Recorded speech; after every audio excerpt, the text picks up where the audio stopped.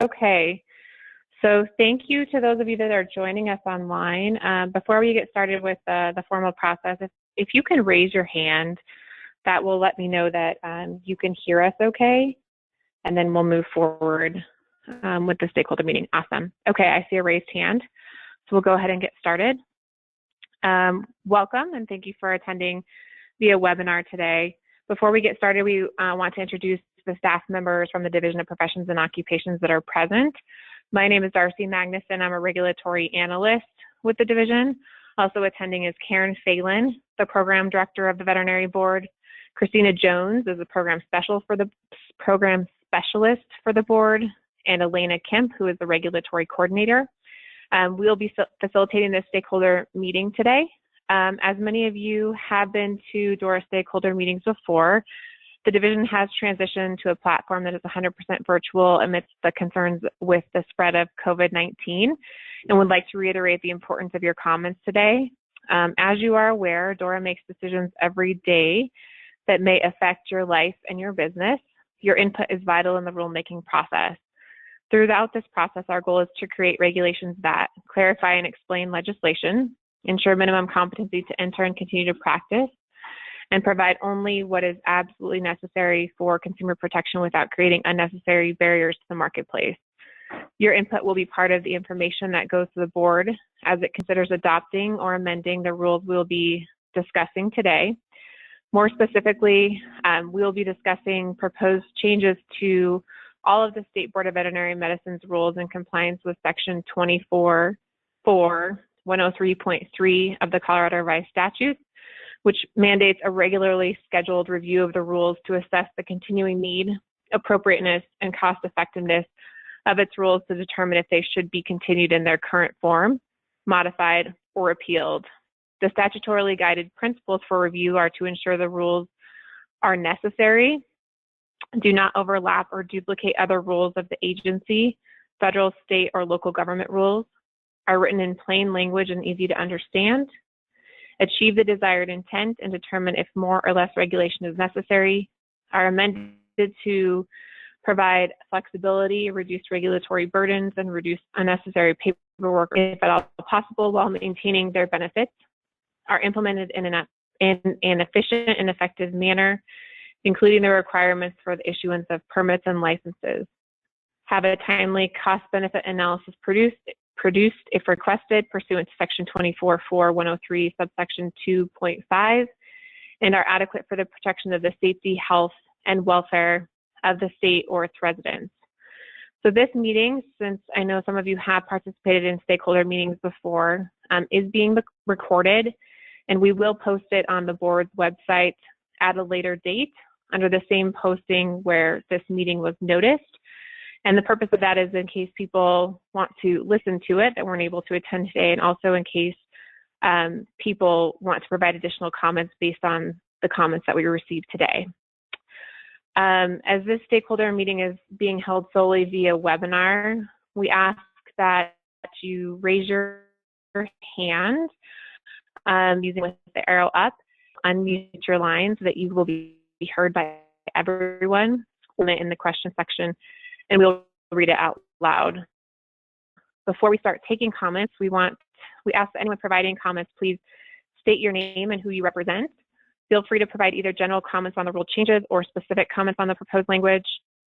Keep your comments limited to 3 to 5 minutes or less, and try not to repeat something that was already said. But we certainly appreciate if you state whether you're in agreement with something that someone else said, because then we can note that. If you're using audio through your computer, please put any phones on vibrate or turn them off. And if you're using computer or phone audio, try to keep background noise to a minimum when speaking. Some people often try to connect via both computer and phone. Make sure you're connected via one or the other, otherwise we'll get some background noise and feedback and we'll be able to hear you. You can also provide comments by typing them in as questions, and we can read those out loud for the record so that everyone who's participating on the webinar can hear what other people have to say. So at this point in time, we'll go ahead and take public comment based on what was outlined, we have the red line version of the rules visible for you to see showing on the screen. You should have also gotten them with the notice. They're posted on the board's website as well. So it's like I said, if you want to speak, go ahead and raise your hand and we'll unmute you. Otherwise, you can type in a question or a chat and we can read that out loud to the attendees who are participating via webinar today.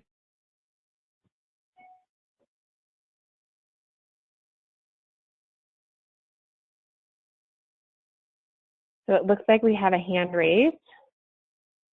Diane Matt. So Diane, I'm going to go ahead and unmute you.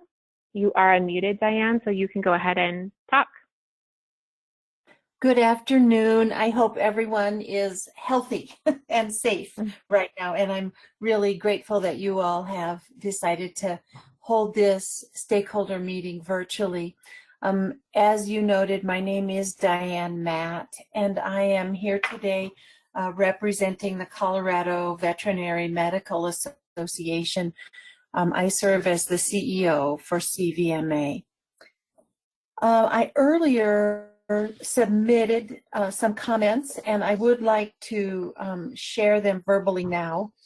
As you know, CVMA represents about 1,500 licensed Colorado veterinarians and an additional 800 veterinary professionals in Colorado, and we're happy to have the opportunity to submit comments today. Is my microphone working okay? I see you moving something around and I wanted to check. Diane, we can hear you just fine. Okay, that's great. Thank you. We did conduct a review of the rules, and we have several comments. Some are more related to content and some are a little more editorial in nature. First of all, I want to say that we appreciate the restructuring of 1.2 into licensure and application provisions. I like the new organization system, and I think it's a significant improvement that will improve usability and understanding. And it really, I think, advances a number of the requirements in the rules in terms of making the rule easier to understand and to reduce regulatory burdens and unnecessary steps. I think it can be challenging for people to walk through these rules and figure out everything that they mean. So having the additional organization and subheads, I think, will make it much easier for veterinarians to use the rules. So thank you for tackling that. I know it's a big job. My next comment is that there are about 7 sections in the original rules that have been deleted primarily because they are also described in detail in the statutes. And in my written comments, I provided a list of what those were. There are a number of things in the old 1.2 Section A, mostly sections 9, 10, 11, 12, 14, 15, 16. And they have to do with things like practicing without a license being a misdemeanor, and that inactive licenses may not practice, and so on with expired licenses and forged documents, and that the board can deny an application. A lot of small things like that. We are a little bit concerned that removal of those sections will have a negative effect on understanding and completeness of the rule, and make it a little harder for people to use the rule, because it will require people to go back and forth between the rule and the statute, which is a task for some people who don't even always know that that is a real thing. And I'm thinking about the general public here as well as veterinarians. It makes it a lot more time consuming to do that. So we're suggesting that instead, in section 1.1D, you've done a nice job of referencing the definition of patient. You have a short definition or a short reference, and then you link it, you actually put in the citation to the statute. So it talks about the fact that, and I'm sorry, that's the old 1.1. I see you up in the new 1.1. And that sort of signals to people that there is a definition there, and that it is cited in statute, and that they should go back to it. You may have this, what I'm seeing on the screen is a slightly different version than the one that was distributed, I think. 1.1D patient, unless my reference is a little faulty. Let's see here. It should be new 1.4. It should be 1.4. Yes, I believe D. Just say find in section, and then it reads the statutory citation. So that would be a nice way to handle those other sections that are noted in my written comments. I don't think it's really worth going into more detail. You can see what's suggested there. And this is Darcy, Diane, just to make sure that I'm clear. So what you're saying is you're fine with striking the repeated language that's already in statute, but you think it would be helpful to put a statutory citation in its place so that the general public or the veterinarian who's ever accessing these rules can then look at the statute and at least knows it's there. Exactly right. And you have shown the Okay. thing on the screen, right here, that is what I'm thinking would be helpful to people. And I can even imagine including, all of these are sort of limitations. You have to be 21, you can't practice before you're licensed. Those kinds of things all could be, I would say, put together in one very unusual paragraph someplace in the licensing piece of this, just to sort of set the expectation. We do get questions from time to time about, okay, I've applied for my license, everything is in order, I'm just waiting, can I practice? And the answer is no, you can't. So just putting that in a real easy to find section could be really useful. Okay. Okay. Thank you. Then we noted that there was what looks like a new section, and it's section 1.22 that addresses reporting convictions, judgments, and administrative proceedings. It's really like almost the very last page. And the way, yes, you're there. So the way that this looked to us was that this was a new edition, and we were reading that it came from 1220-102. So we're kind of understanding that this may be an inclusion that is was driven or at least influenced by the recodification of Title 12. So I'm wondering if you can comment a little bit on this section. So this section didn't have to do with the recodification of Title 12. You are looking at 1220-102-10 as a general provision that was as a result of the recodification of Title 12. But why this was added is because there was no requirement in the rules to report any of these things to the board. Meaning, if a veterinarian was convicted of a felony, there was no requirement for that to be reported to the board, which is inconsistent with the other rules throughout the boards and programs in the division. So in an effort to be consistent, that's why this rule was proposed to be added. Of course, it's ultimately up to the board to decide whether to move forward with that. But that's why it was added.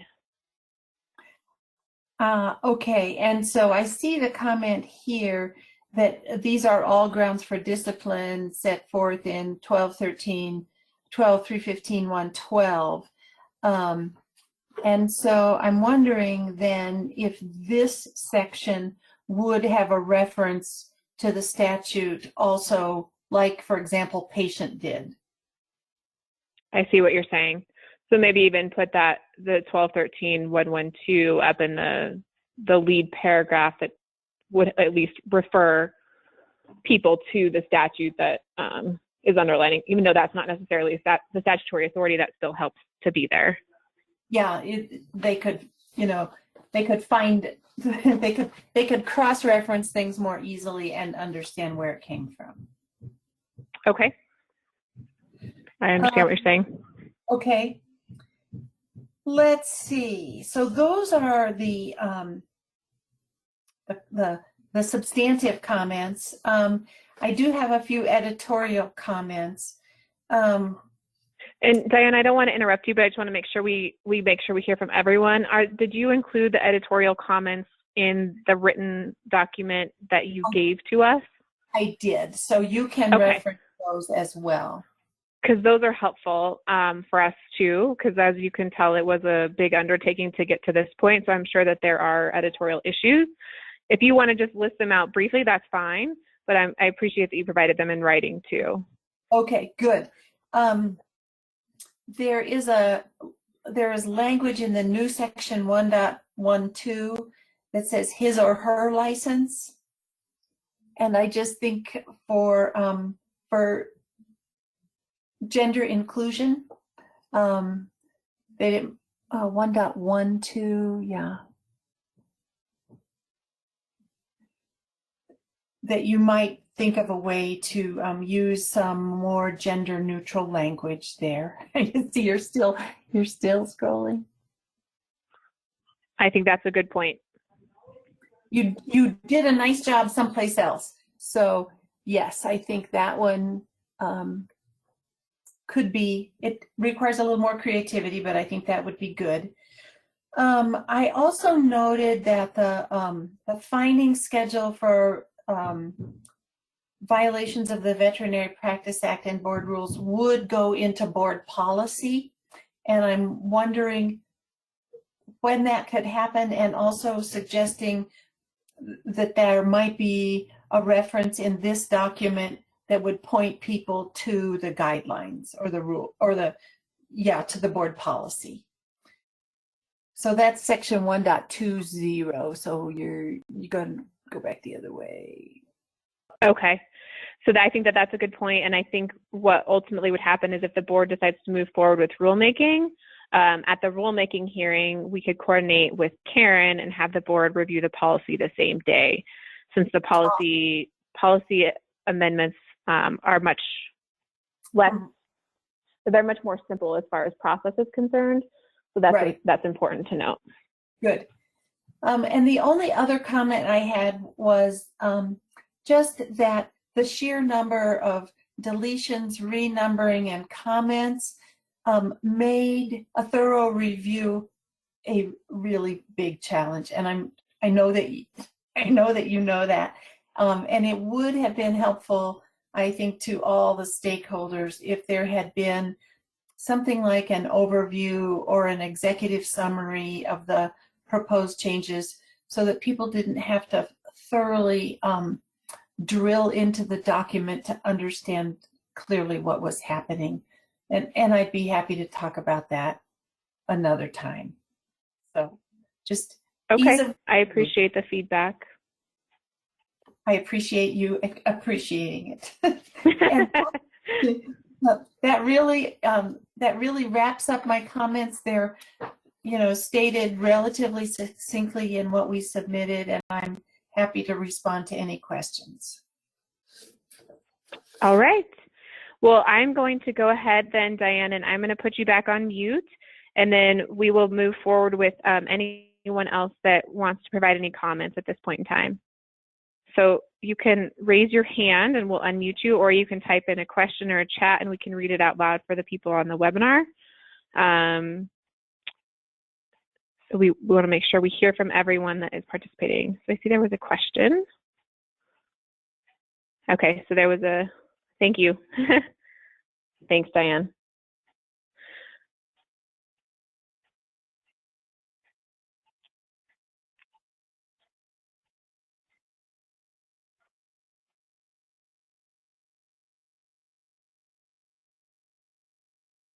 So we'll give you a couple minutes, probably more than a couple minutes, just to make sure we don't cut anyone off. We want to, this whole platform via webinar is new for everyone. So if you have any questions or having any issues navigating anything, we'll give you some time till 1:25, just to make sure that people have an opportunity to speak that want to speak, or if you're typing anything or formulating any thoughts, you have enough time to do so.